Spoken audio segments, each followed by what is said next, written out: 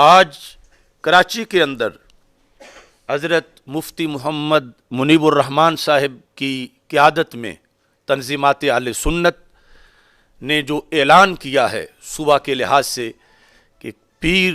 کل صبح انشاءاللہ شہدائے ناموس رسالت صلی اللہ علیہ وسلم کے ساتھ اظہار یکجہتی کے لیے، اسیران ناموس رسالت صلی اللہ علیہ وسلم کے ساتھ اظہار یکجہتی کے لیے، زخمیوں کے ساتھ اظہار یکجہتی کے لیے، اور حکومت سے فرانس کے سفیر کو نکلوانے کا جو مطالبہ ہے اس کو ہائی لائٹ کرنے کے لیے کل جو پہیہ جام ہڑتال اور شٹر ڈاؤن ہڑتال کی جا رہی ہے، ہم تحریک لبیک یا رسول اللہ صلی اللہ علیہ وسلم اور تحریک صراط مستقیم کی طرف سے اس اعلان کی بھرپور حمایت کرتے ہیں۔ یہ ہمیں اس بات کا احساس ہے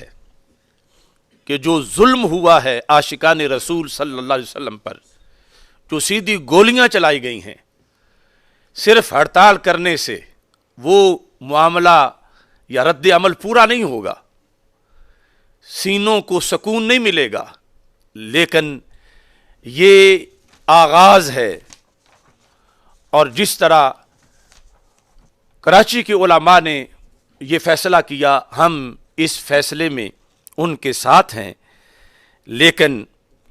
ہمارا یہ مطالبہ ہے کہ جتنے بھی شہداء ہیں حکومت ان شہداء کا قصاص دے۔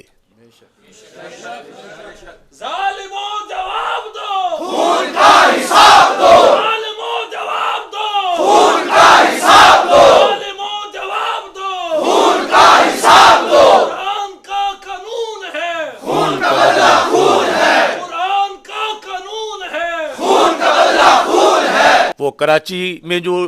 عاشقان رسول صلی اللہ علیہ وسلم شہید ہوئے یا راول پنڈی میں شہید ہوئے، جس شہر کے اندر بھی شہادتیں ہوئیں اور لاہور میں جو شہادتیں ہوئیں، زخمیوں کا بھی جو ہے وہ قصاص دیا جائے۔ تو اس سلسلہ میں جو ظالم ہیں جنہوں نے یہ ظلم ڈھایا ہے، جب ملک میں قانون موجود ہے تو اس قانون کے طریقے سے احتجاج روکنے کا بھی قانون ہے، اور احتجاج کے لیے آئے ہوئے لوگوں کو منتشر کرنے کا بھی قانون ہے، اور احتجاج کے لیے آواز بلند کرنے کا حق بھی قانون میں موجود ہے۔ تو یہ جو سیدھی گولیاں چلا کر قتل عام کیا گیا، جو گولیاں اس قوم نے ان لوگوں کو خرید کے اپنے خون پسینے سے دیں کہ اس ملک کی حفاظت کی جائے اور اسلام دشمن طاقتوں سے اس ملک کو محفوظ رکھا جائے، کیا تک بنتا ہے کہ وہ گولیاں انہی لوگوں پر چلا دی جائیں کہ جن کے بڑوں نے پاکستان بنایا، جنہوں نے اس کے لیے قربانیاں دیں، اور جنہوں نے ناموس رسالت صلی اللہ علیہ وسلم کے مقصد کے لیے اس سلطنت کے لیے 3 صدیوں تک جد و جہد کی، جن کے بڑوں نے، اور پھر یہ ملک بنا۔ آج اس ملک کے اندر عاشقان رسول صلی اللہ علیہ وسلم کو یوں چھلنی کیا جا رہا ہے۔ تو ہمارا مطالبہ ہے کہ جو افسران